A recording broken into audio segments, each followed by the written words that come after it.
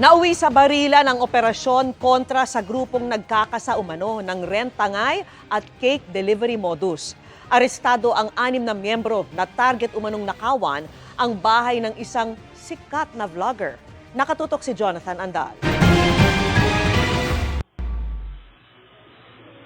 Ang sasakyan sa kanan ng inyong screen, ang mga nag-aabang na operatiba ng PNP Highway Patrol Group na aaresto sa isang grupong sangkot umano sa nakawan. Pagdating ng target nilang sasakyan sa bahaging ito ng Caloocan,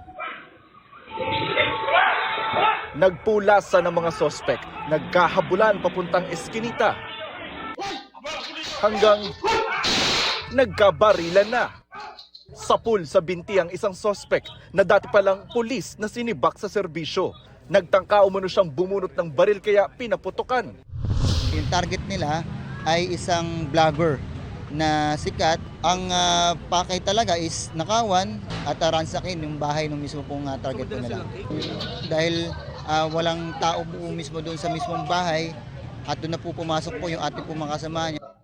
6 lahat ng arestado, ang sugatang dating pulis, isang traffic enforcer, ang sinasabing leader ng grupo, isang babae at 2 pang lalaki. Patunay umano yan na organisado talaga ang grupo. Ang modus ng mga to is cake delivery. Libreng cake, pagka pinuntahan nila isang bahay, may dalang cake. Ayun, once na binuksan yung pinto, persahan na nilang papasukin, raransakin na lahat ng pwede nilang makuha ang gamit to. Sila rin yung grupo na sangkot doon sa pagkakanakaw dito sa Cavite ng mga motorcycle na kung saan sinasampa sa van. Ito yung grupo rin na isa sa mga sikat na kumukuha po ng mga rent-tangay na sasakyan. Sabi ng HPG, ganito rin yung modus ng grupo. Magre-renta ng sasakyan. Pagkatapos, papalitan nila, tatapalan yung plaka, pati po conduction sticker. Ito, tignan nyo. Pinatungan nila ng peke yan. At pagkatapos nilang gawin yung kanilang krimen, i-abandona nila yung nirenta nilang sasakyan. Basically, renta-ngay ang nangyari.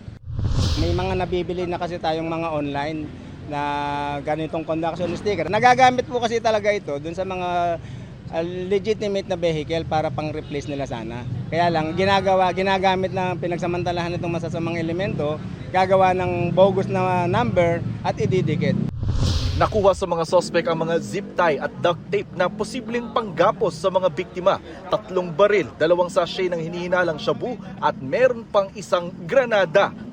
Bukod sa Metro Manila, posibleng nag-ooperate din umano ang grupo sa Central Luzon at Calabarzon. Wala pang pahayag ang mga sospek. Ma'am, kayo po, gusto niyo po magbigay ng statement? Sabi ng HPG na pilay na ang operasyon ng nahuli nilang grupo pero posibleng may natitira pang mga miyembro kaya dapat maging alerto. Kunwari ay magde-deliver ng mga cake or kakatok sa inyong bahay, hanggat maaari kung wala naman po kayong in-order at wala kayong ina-expect, huwag nyo pong bigla ang buksan ng ating mga pintuan. Jonathan Andal, nakatutok, 24 oras.